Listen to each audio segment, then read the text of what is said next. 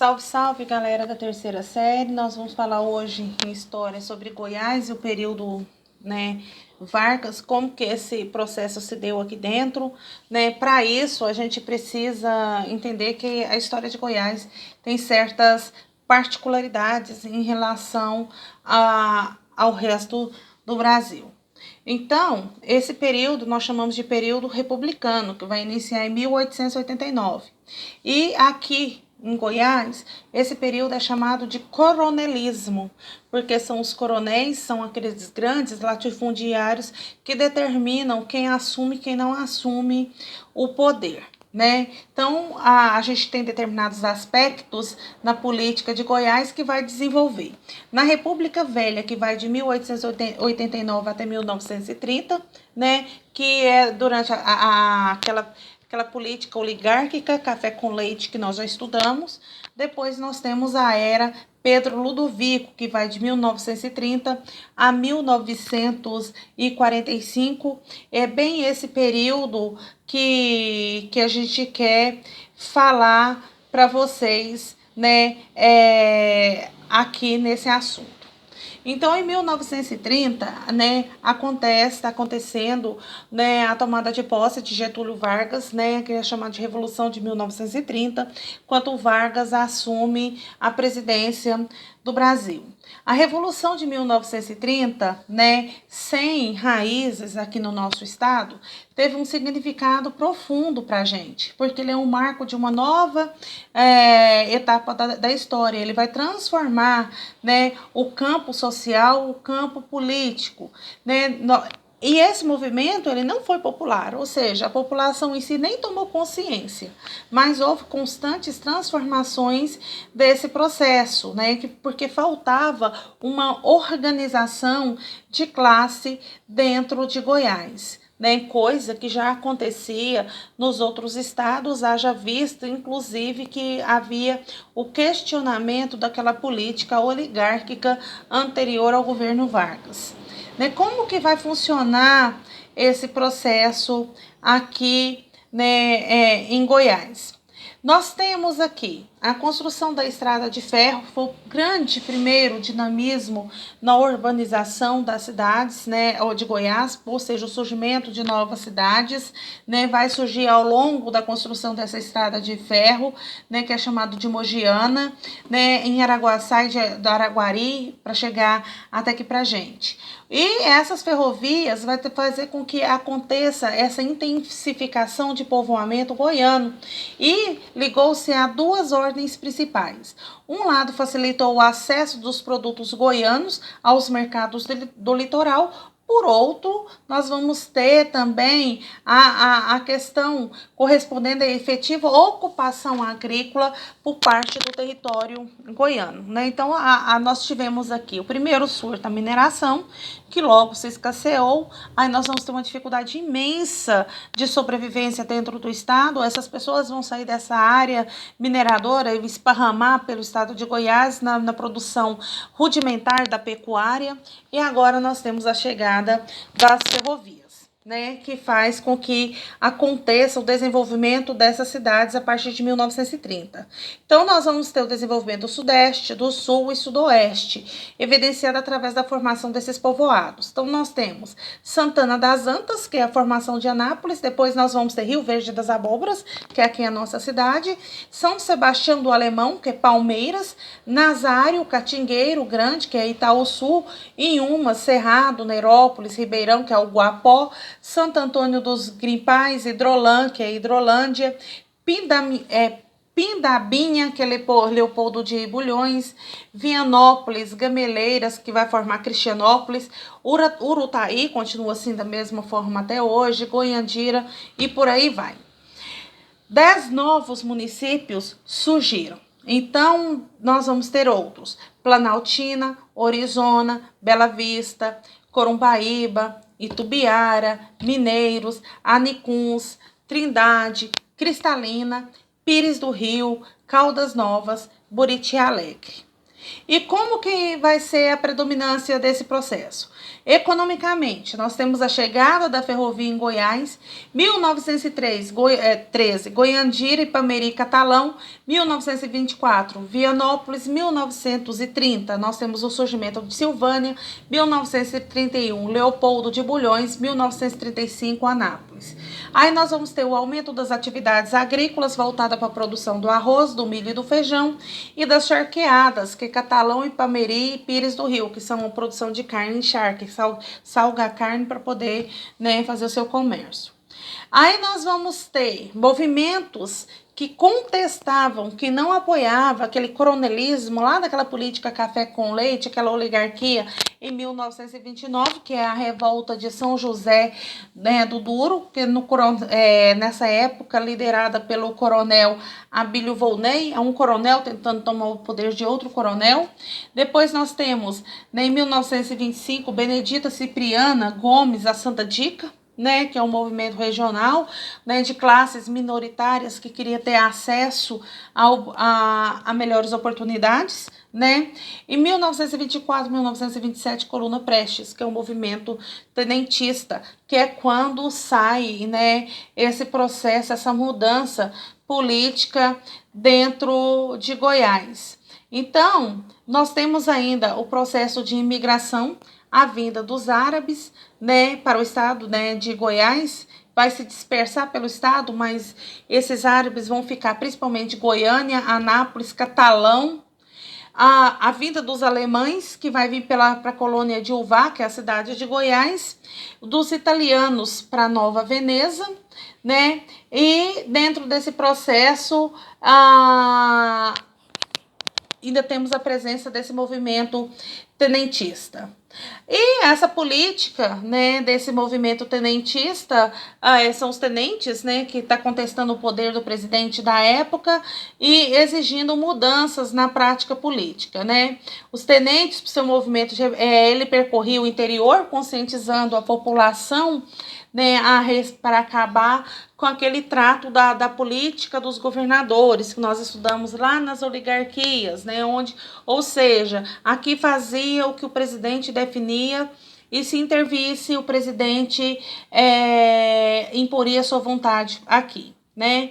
Aí nós temos vários movimentos, então nós temos o primeiro, depois nós temos a segunda revolta tenentista, que era o levante lá em São Paulo, e depois nós temos a coluna Prestes. E essa coluna Prestes, ela vai passar aqui por Goiás, né?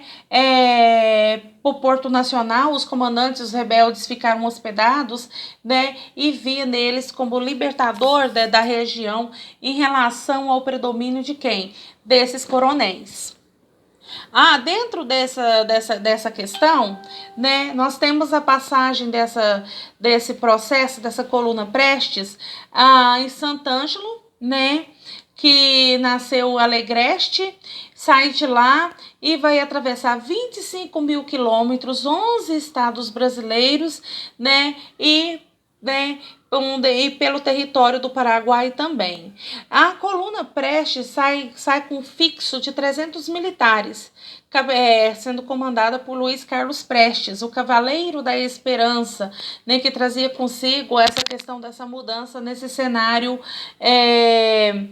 aqui, né, no Brasil. E em Goiás, em 1930, o estupim, ou seja, o grande acontecimento dessa revolução foi a derrota de Getúlio Vargas para Júlio Prestes. Mas só que a gente já sabe que Vargas vai dar um jeito e tomar o poder, né, o grupo getulista, e ele acaba assumindo a presidência do Brasil.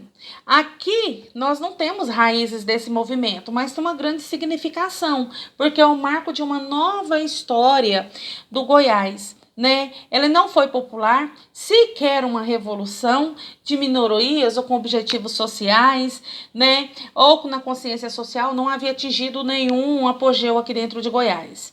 O que acontece aqui em Goiás diferente? A formação das novas alianças políticas, né, para definir quem que seria o governo de Goiás. Né, em contexto geral, tivemos a formação de aliança liberal. Getúlio Vargas, com outros candidatos à presidência, acaba, né, escolhendo, né, quem vai ser os interventores dos estados, né, porque nós não temos um governador a partir de então. Vamos ter um interventor. Em Goiás, essa aliança liberal ela vai ser composta por Mário de Alencastro Caiado, da família do atual governador, tá? Essa família é muito tradicional aqui em Goiás, fazendeiros que são preparados para ser médicos e políticos. Nós temos o americano do Brasil, Domingos Neto Velasco, que é líder dos tenentes, e Nero de Maceda. Após a tomada do poder, né, na Revolução de 1930, com essa junta governamentista composta pelos generais, mais essas associações, ocorreu aqui em Goiás uma junta provisória, formada por Mário de Alencastro Caiado, Emílio Francisco Povoa e Pedro Ludovico Teixeira. Né? E por último, quem vai assumir o governo do estado é o Pedro Ludovico de Teixeira no dia 23 de novembro de 1930, né? Que foi confirmado por Getúlio Vargas como interventor federal de Goiás. Então, o que Pedro Ludovico foi um grande reflexo, né, dentro desse processo que nós temos aqui, né? A marcha para o oeste foi fundamental, né, dentro desse contexto, pois nós vamos ter o desenvolvimento dessa região, políticas voltadas não só para a ocupação do território goiano, como também nós temos a políticas de desenvolvimento, né, do Mato Grosso, da questão da Amazônia, a questão da interiorização. Isso foi muito importante. A era de Pedro Ludovico, de 1930 a 1945, que é conhecida como ludoviquismo, é importante para o país, por quê? Porque passa a representar uma nova ordem política no Estado.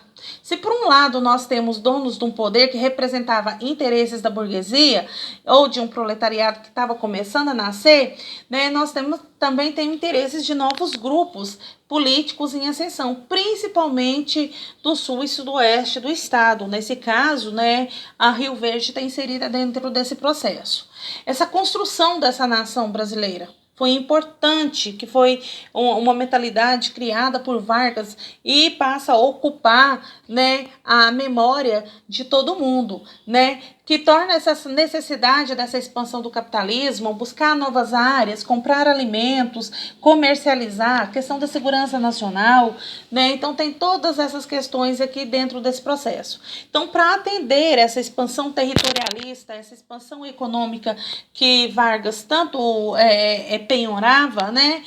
Nós vamos ter a necessidade, cria-se uma justificativa da necessidade de mudança de capital do estado de Goiás, né? Ou seja, sair da cidade de Goiás, que era o reduto daquele coronelismo antigo, para uma nova região. Então, o que vai criar essa construção, essa ideia de Goiânia dentro desse contexto, dentro da visão de Pedro Ludovico?